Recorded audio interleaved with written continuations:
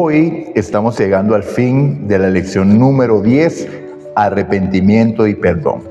De verdad que ha sido una semana maravillosa en el cual hemos explorado una serie de temas que si por la ayuda del Espíritu Santo o con la ayuda de Dios podemos llevar esto a la práctica, ya tenemos la batalla ganada. ¿Ok? Porque debemos entender que necesitamos continuamente de Cristo, y eso precisamente es entender primeramente nuestra condición para que arrepentidos lleguemos a los pies de la cruz para alcanzar ese perdón. Pero solamente el perdón no, la transformación, porque recuerden que el versículo para memorizar en esta semana lo conseguíamos en el primer libro de Juan, el capítulo 1 y el versículo 9, que dice que si confesamos nuestros pecados, Dios es fiel y justo para perdonar todos nuestros pecados y apartarnos de toda maldad. O sea, no es solamente perdón, también es apartarnos de toda maldad. Líbranos del mal, Señor. Quítame esa tentación, purifica mi corazón, santifícame en tu verdad, tu palabra es la verdad. Sé perfectos como yo soy perfecto, sé santos como yo soy santo, dice el Señor. Entonces, la lección para el día viernes, para estudiar y meditar, viernes 5 de junio. Entonces vamos a orar para iniciar la lección. Señor Dios y Padre nuestro que estás en los cielos, aquí estamos delante de ti agradecidos por tanto amor, por tanta misericordia y tanta bondad, Señor, recibida de ti. Te pedimos perdón, oh Dios, por nuestros pecados y clamamos para que también nos limpies de toda maldad. Necesitamos de ti, Señor, necesitamos de tu amor, necesitamos de tu compañía, necesitamos ese poder que solamente tú nos puedes aportar, Señor. Necesitamos que vivas en nosotros para poder vivir una vida realmente de obediencia y entregada a ti. Perdona nuestros pecados, oh Dios, y límpianos de toda maldad conforme a tu promesa, y que tu Santo Espíritu nos tome enteramente para que seamos instruidos únicamente por ti. Gracias te damos, oh Dios, porque sabemos que esta petición va conforme a tu voluntad.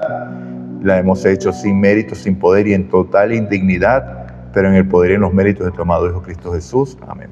Bueno, empezamos con una historia de perdón y reconciliación.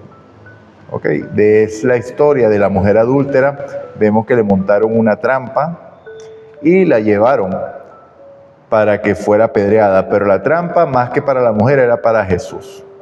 ¿Ok? Para que si Jesús decía que sí debían apedrearla, lo acusarían con Pilato diciendo, mira, este hombre se cree rey aquí, mandando la muerte de unas personas que solamente el imperio romano puede lograr o puede condenar o dar esta condenación.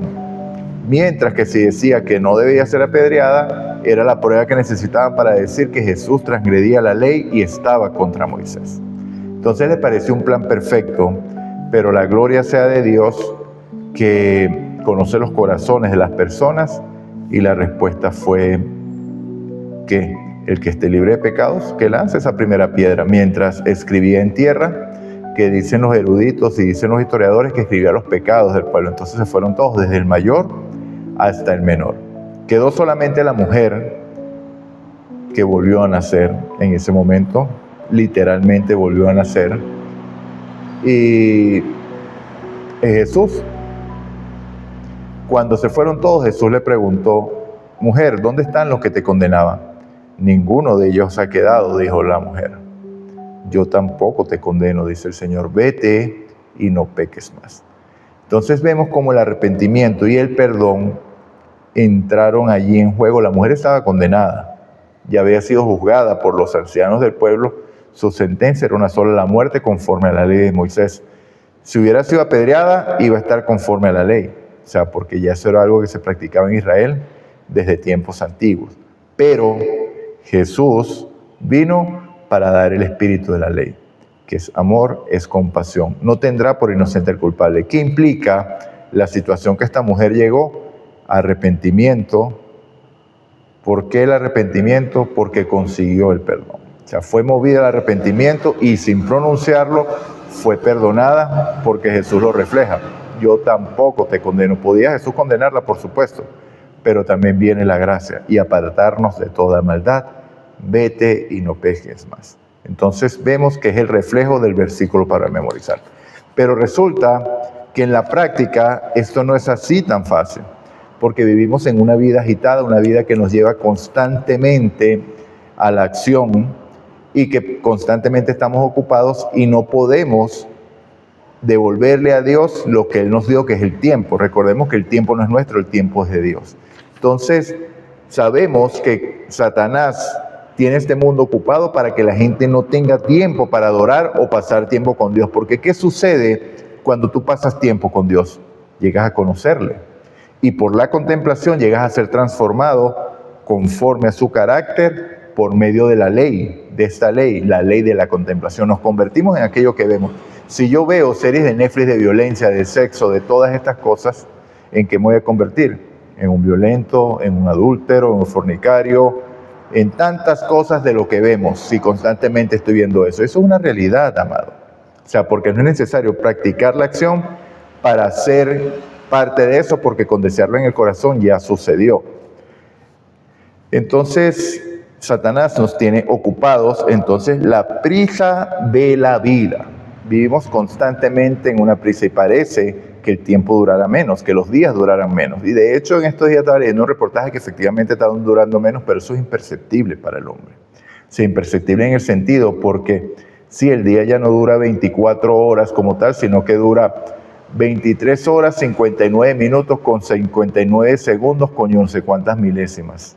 Entonces es imperceptible para el humano que el tiempo está, porque la gente dice, no, pero es que los tiempos son más cortos y la Biblia dice que si los tiempos no fueran acortados nadie se salvaría y ya los tiempos han sido acortados. No, mi amado, eso no es así. Los días siguen siendo de 24 horas, el reloj sigue marcando la misma hora, pero como estamos en una mayor agitación, en una mayor ocupación, entonces la percepción es que el tiempo pasa más rápido. Y lo más importante es que no tenemos tiempo para estar con Jesús. Y vemos que ya fue revelado en la palabra, porque cuando Moisés llegó ante el faraón para decirle que el pueblo debía ir a adorar al desierto, la respuesta de faraón, ¿quién es Dios? ¿Quién es ese Dios? Para que yo deje ir al pueblo al desierto, dejen de trabajar, dupliquen el trabajo. ¿Para qué? Porque ese pueblo está ocioso. Entonces, esa es la manera como Dios, como Satanás, nos ocupa, y Dios está constantemente llamándonos e invitándonos a la mente para estar tiempo con Él en oración y en el estudio de tu palabra. Entonces, ¿nos falta el tiempo? No nos falta el tiempo porque Dios nos da el tiempo preciso de 24 horas. ¿De quién es el tiempo? Es de Dios. ¿Las ocupaciones te alejan de Dios? Por supuesto que sí. ¿Quién es el que dirige nuestra vida? Por supuesto que es el Espíritu Santo. Yo les dije ese día que leyéramos Ezequiel capítulo 36, yo lo voy a leer rápido, para que veamos cómo es que Dios dirige nuestra vida. Entonces vamos a Ezequiel 36, porque aquí está revelado de manera maravillosa. Vamos a leer desde el versículo 20, para que caigamos en contexto. Ok. Ezequiel 36, versículo 20. Y cuando llegaron a las naciones donde fueron, profanaron mi santo nombre, diciéndose de ellos, y estos son el pueblo de Dios, y de la tierra de él han salido. Así se comportaría, que los babilonios se preguntaban, ¿y estos de verdad son el pueblo de Dios? ¿Acaso usted no ha escuchado que dicen, ojalá que no sea de usted, y eso que es cristiano? ¿El nombre de quién se está siendo profanado? Versículo 21. Pero he sentido dolor al ver mi santo nombre profanado por la casa de Israel entre las naciones a donde fueron. Por tanto, di a la casa de Israel, así ha dicho Jehová el Señor. ¿Qué sucede cuando Jehová dice algo? Se cumple. Así ha dicho Jehová el Señor. No lo hago por vosotros, casa de Israel, sino por causa de mi santo nombre, el cual profanaste vosotros entre las naciones a donde habéis llegado. Entonces, ¿por qué Dios está ejecutando este plan de salvación? Nos ama, sí, pero no es por causa de nosotros, porque nosotros a donde llegamos profanamos su santo nombre. Es una realidad, y si usted no quiere reconocerlo, está bien, está en libertad de no reconocerlo. Pero yo no soy el que estoy dando el diagnóstico está siendo dado de parte de Dios. Este es con su pueblo. ¿Por qué? Por nuestra naturaleza, mis amados.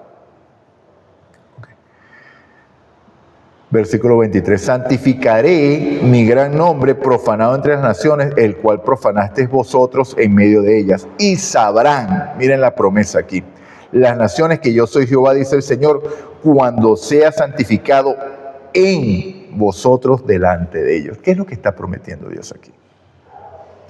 Cuando Dios sea santificado en ti y en mí, cuando se demuestre su carácter en ti y en mí. Y entonces ahora los babilonios van a decir, este es el pueblo de Jehová y santo es su nombre, porque cumplió su palabra y pudo hacer de este pueblo que profanaba su nombre un pueblo santo, un pueblo perfecto, por amor a su nombre. ¿Quién lo hace? Dios. Entonces no hay tal cosa que enseñan algunos que dicen, no, pero es que estos hombres que enseñan el perfeccionismo dicen que debemos lograr una perfección para poder ser salvos y eso es imposible y ponen una carga enorme en medio del pueblo. Eso es falso, mi amado, totalmente falso. Aquí Dios es el que está prometiendo que lo va a hacer.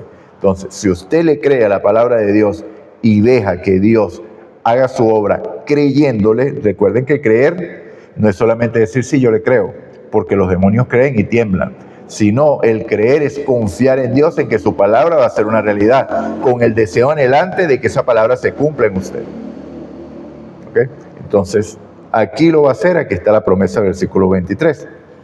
Yo lo haré y voy a ser santificado en medio de vosotros por vosotros. Y yo os tomaré de las naciones, os recogeré de todos los países y os traeré a vuestro país. Y aquí viene la forma como lo hace Dios. Versículo 24. Y esparceré sobre vosotros agua limpia. ¿Quién va a esparcir? Dios. Os recogeré, desde el versículo 25, esparceré sobre vosotros agua limpia, y seréis purificados de todas vuestras impurezas, y de todos vuestros ídolos os limpiaré. El agua limpia nos limpiará de impurezas y de ídolos. ¿Quién nos va a rociar con esa agua limpia? Dios. Entonces, ¿quién es el que está purificando? Dios. Versículo 26. Os daré un corazón nuevo y pondré espíritu nuevo dentro de vosotros. Quitaré de vosotros el corazón de piedra y os daré un corazón de carne. Versículo 27. Pondré dentro de vosotros mi espíritu, dice el Señor. Las directrices del espíritu. Ahí está. Y haré que andéis en mis estatutos y que guardéis mis preceptos y lo pongáis por obra. ¿Necesitas más para entender las directivas del Espíritu Santo? Es una promesa de Dios. Pondré espíritu y haré que andéis en mis estatutos, en mis preceptos y lo pongáis por obra. Entonces, creámosle a Dios. Entonces, ¿qué sucede? Justifica tus fallas y dices, no, es que mi naturaleza pecaminosa es tan fuerte que Dios no puede lograr esa santificación. Esos hombres que predican el perfeccionismo no conocen realmente lo que es pecado. Tienen una percepción tan errada del pecado diciendo que es una decisión, que la única definición de pecado es la que se consigue en Primera de Juan capítulo 3 versículo 4, porque el pecado es un estado, porque nacemos pecadores y en una condición que no podremos vencer. Falso. Porque Dios ha prometido su espíritu para que las facultades superiores dominen las facultades inferiores. ¿Dónde está la naturaleza pecaminosa? En todo mi ser, en mi mente también. Pero el Espíritu Santo conquista mi mente, recibo sus directrices y ya no vivo como vivía antes. ¿Okay? Pero esto es resultado de un arrepentimiento genuino. ¿Y quién es el que hace esto? Una vez más, el Espíritu Santo. ¿Cuál es la primera función del Espíritu Santo? Convencernos de pecado. Entonces, cuando somos convencidos de pecado, somos llevados a los pies de la cruz clamando por perdón. Entonces, cuando vemos nuestra condición, nuestro corazón se constriñe. ¿Cuál es la primera función del Espíritu Santo? Convencernos de pecado. Cuando el Espíritu Santo nos indica que hemos errado al blanco, que hemos cometido pecado, se constriñe nuestro corazón. Y es la base para un arrepentimiento genuino. Un arrepentimiento genuino implica una reforma. El que encubre sus pecados no prosperará, pero el que los confiesa y se aparta alcanzará misericordia, dice el proverbio. ¿Ok? Entonces, vemos que el arrepentimiento genuino siempre tiene como resultado una reforma en la vida. Entonces, aquello que yo hacía, ya no lo hago más. Aquello que me inspiraba, ya no me inspira más, sino que soy inspirado es por la acción del Espíritu Santo y sigo su directriz para vivir una vida de obediencia a nuestro Dios. Entonces, mis amados, ¿cómo sabes que es un arrepentimiento genuino y no un remordimiento o una emoción? Porque necesariamente te va a llevar a un reavivamiento, a una reforma. Una confesión verdadera, un arrepentimiento genuino nunca queda vacío, sino que siempre tiene un resultado.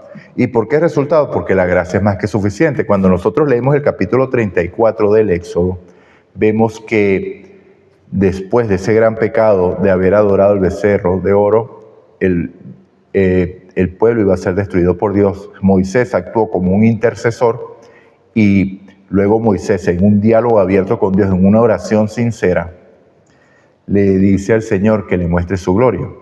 ¿Y cuál es la gloria que le mostró? ¿Qué es la gloria de Dios? Su carácter, amado. Su carácter. Éxodo 34, versículo 6. Entonces, cuando Moisés le dice al Señor que lo acompañe y le dice que le muestre su gloria, Dios accede a esa petición y le dice: Jehová pasó por delante de él y exclamó: Jehová, Jehová, Dios fuerte, misericordioso y piadoso, tardo para la ira y grande en misericordia y verdad, que guarda misericordia a millares, que perdona la iniquidad, la rebelión y el pecado, pero que de ningún modo tendrá por inocente al malvado, que castiga la maldad de los padres sobre los hijos y en los hijos de los hijos hasta la tercera y cuarta generación. Vemos que la gracia de Dios viene manifiesta, por eso que la gracia es suficiente, porque aun cuando el pueblo estaba condenado porque habían transgredido el pacto que ellos habían concertado con Dios, recuerden que Dios no estableció ese pacto. Dios se presentó ante ellos diciéndole: si oyes mi voz, ¿por dónde viene la fe? Por el oír. ¿Y el oír qué? La palabra de Dios. Si tienes fe, si oyes mi voz y guardas, atesoras mi pacto. ¿Cuál pacto? El pacto eterno. El pacto que fue hecho entre el Padre y el Hijo, ¿cuándo? Desde antes de la fundación del mundo. En el cual Cristo se ofrecía como nuestro garante, primeramente representado en un cordero y luego muriendo en la cruz por ti y por mí. Más que muriendo en la cruz, muriendo por los pecados que tú cometiste y yo cometí. Entonces tenemos una deuda con Cristo, porque su muerte o su sacrificio fue producto de mis acciones, de tu acción. Entonces, cada vez que veas a Cristo en la cruz, debes entender que fue por tu causa que Él subió. Entonces, eso automáticamente te lleva al arrepentimiento y a amar a Dios, porque Él te amó primero, tomando tu lugar en esa cruz. Entonces vemos que ellos habían quebrado el pacto que habían hecho de obediencia. Todo lo que tú digas obedeceremos, cuando Dios no había dicho que obedecieran absolutamente nada. Dios había dicho: escucha, para yo escribir mi ley, mi carácter en vuestros corazones. Ellos dijeron que obedecerían. Dios le da las tablas de piedra para demostrarles cómo tenían el corazón, que tenía que escribirle entonces en una tabla, en una piedra, su ley externa. Y externamente, imposible, porque la ley es espiritual, pero nosotros somos carnales vendidos al pecado. Romanos 7:14. Por tanto, Dios en su misericordia renueva el pacto. ¿Pero qué pacto está renovando Dios? ¿El antiguo, que era el que ellos habían ofrecido obedecer, o el nuevo o eterno? Está escrito en tablas de piedra igual, pero representan una promesa. Porque ¿dónde es guardada esas piedras luego? Dentro del arca del pacto, que representan tu corazón. Y luego Dios se lo revela a Jeremías, que este es el pacto que haré con vosotros, casa de Israel y casa de Judá, en aquellos días. ¿Cuáles días? Allá mismo. Escribiré mi ley en tus corazones y la escribiré en tus mentes. Y después vemos cómo se ejecuta con Ezequiel 36, que ya lo leímos. Entonces, la gracia es suficiente porque Dios es el que siempre toma la iniciativa. Cuando Adán peca, ¿quién buscó a quién? ¿Adán a Dios o Dios a Adán? Por gracia lo buscó. Entonces, desde la entrada del pecado, la salvación ha sido por gracia. Y finalmente, la vestidura más costosa. ¿Por qué la vestidura de la justicia de Cristo es la más costosa? ¿Cuánto costó la justicia de Cristo? Su vida, mi amado. Su vida. Y en este día exploramos la maravilla del juicio investigador. ¿Por qué? Cuando nosotros leemos Mateo capítulo 22, versículo 1 al 14, vemos la historia de cómo Dios dio el Evangelio para la salvación de los hombres, para que su nombre sea glorificado. Recuerde que aquí no se trata de tu salvación ni de mi salvación. Esto es un beneficio colateral. Aquí lo que está en juego es el carácter de Dios y lo vimos revelado en Ezequiel. Por amor a mi santo nombre, el cual vosotros profanasteis a todos los lugares donde llegaste. En todo el universo fue profanado el nombre de Dios por causa del pecado. ¿Ok? Entonces Dios está limpiando su nombre por amor a Él. Entonces hará que andemos en sus preceptos, en sus mandamientos y los pongamos por obra. ¿Cómo? Lavándonos, limpiándonos, quitando la idolatría, quitando el corazón de piedra, poniendo un corazón de carne y poniendo el Espíritu dentro de nosotros para recibir su guía. Entonces, fíjense cómo la lección está dando un círculo y está cerrando ya. Entonces vemos que aquí había uno que se decía amigo de Jesús porque lo invocó en algunos momentos, pero llegó a estar en el grupo de los hermanos, pero sin la ropa de justicia, sin el vestido más costoso, sin haber aceptado la justicia de Cristo. Y esto no es nada más que pedí perdón y me vistió su justicia, ahora Dios me ve a mí, porque Dios cuando proclama algo, hace ese algo. Porque ¿acaso no dijo hágase la luz y fue la luz? ¿Acaso no dijo den los mares seres vivos y el aire seres vivos y fueron creados los peces y las aves? ¿Acaso no dijo la tierra de seres y se llenó la tierra de animales? O sea, a la palabra de Dios y se cumple. Entonces, cuando usted recibe el manto de justicia de Cristo, ¿cómo lo declara Dios? Justo. ¿Y qué lo hace entonces? Justo. Por medio de la gracia que es imputada y también es impartida. No es nada más imputación, no es nada más un acto legal, es una obra completa. Y una vez más lo hemos reflejado en el versículo para memorizar. Si confesamos nuestros pecados, Dios es fiel y justo para perdonar todos nuestros pecados y limpiarnos de toda maldad. Entonces vemos que este hombre fue hallado sin las ropas justas, sin la ropa de justicia de Cristo, sin el vestido de boda, antes de que se realizara la boda, porque vino el rey a revisar a los invitados. Dice que hombres malos y buenos. Entonces, ¿dónde vemos esto también reflejado? En Mateo capítulo 7, versículo 21 al 25, que dice el Señor, no todo el que me dice Señor, Señor. Este hombre era amigo, había dicho que conocía a Cristo y le decía Señor. No todo el que me dice Señor, Señor entrará en el reino de los cielos, sino el que hace la voluntad de mi Padre que está en los cielos. ¿Por qué? Porque recibe la guía del Espíritu Santo. Muchos me dirán aquel día, Señor, no profetizamos en tu nombre echamos fuera muchos demonios, en tu nombre hicimos muchos milagros. Entonces declararé, no os conocí, apartados de mí, hacedores de maldad, buenos y malos. O los que están sin ley, anomía es lo que dice la palabra original. Entonces, ¿por qué es la vestidura más costosa? Porque esa vestidura de justicia que le es imputada a usted costó la sangre de Cristo. Y a ti y a mí me fue dada gratuitamente. Entonces, apreciemos y amemos al Señor porque primero, no la merecemos. Segundo, por causa de mi pecado es que Cristo tuvo que morir en esa cruz y pagar ese alto precio. Fui yo. Por eso es que cuando nosotros leemos Hechos capítulo 3, versículos 18 y 19, lo que les dice Pedro aquí, que los lleva al arrepentimiento genuino, y de hecho fueron las primeras palabras de Juan el Bautista, las primeras palabras de Jesús cuando inició su ministerio. Arrepentíos porque el reino de los cielos se ha acercado, arrepentíos y convertíos. Arrepentíos y reformen. Reavivamiento y reforma. Recuerden, un arrepentimiento genuino siempre da como resultado una reforma. Ahora, ¿Cómo le explicarías tú, siguiendo la guía aquí de la lección, que una pregunta que está bien interesante, cómo le explicarías el precioso don del manto de justicia de Cristo a un no cristiano o a un nuevo creyente? Bueno, mi amado, la mejor manera de explicar esto es hacerles ver que ese manto de justicia es algo que no merecemos. Es que por amor a esa persona, Cristo decidió morir para entregarle su justicia y colocarle ese manto. Que cuando vea que Cristo murió, cuando vea a Cristo, que reconozca y recuerde que fueron los pecados que esa persona cometió los que llevaron a Cristo ahí.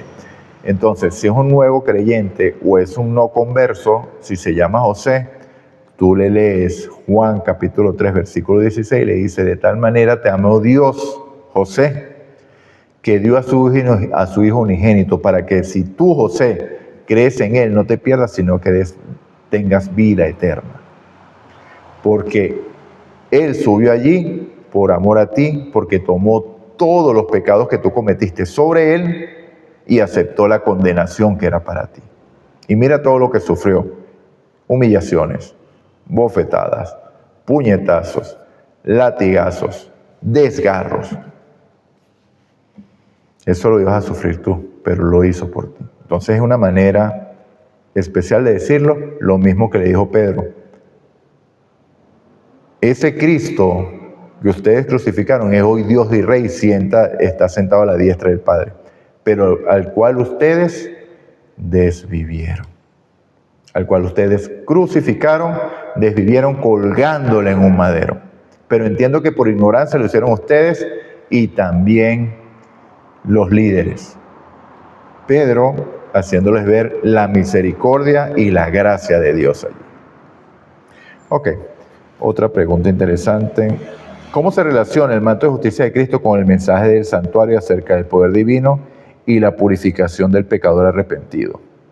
¿En qué medida comprendes la belleza y la riqueza de este mensaje? Bueno, el santuario está revelado porque cuando veamos el tipo, que es el cordero, ¿okay? Cuando una persona pecaba, la manera de alcanzar el perdón era yendo al santuario y llevando un cordero. La persona colocaba la mano sobre la cabeza del cordero y era la persona la que lo degollaba, en señal de que la paga del pecado es muerte.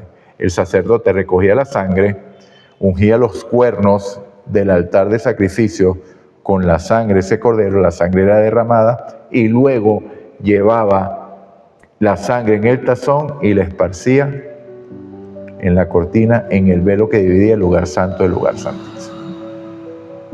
¿Qué representa esto? La sangre derramada, el perdón, gracia imputada. ¿Ok? Cristo está pagando con su sangre tu salvación. ¿Y qué significa la sangre esparcida en el velo? La gracia impartida. La sangre de Cristo que te lava, que te limpia y te transforma a su imagen. El poder de Dios, que lo veo reflejado usted en Romanos capítulo 6, y ahí le mando la tarea para que vaya y lea Romanos capítulo 6. Resumen, mis amados. Identificar nuestros pecados en respuesta a los impulsos del Espíritu Santo y entregarnos a Dios con arrepentimiento son componentes vitales de una relación pujante con Dios. Saber que estamos completamente perdonados y cubiertos por el manto de justicia de Jesús es la experiencia más transformadora para un ser humano. Pero recuerden que no solamente estamos cubiertos con la justicia de Cristo, pero Él nos declaró justos y nos hace justos. Entonces, recibimos gracia para vivir esa transformación de vida, y Él va a lograr su carácter en nosotros cumpliendo la promesa de Ezequiel 36. No es nada más perdón, no es nada más un acto legal, es un acto integral. El versículo para memorizar nuevamente nos lo recuerda.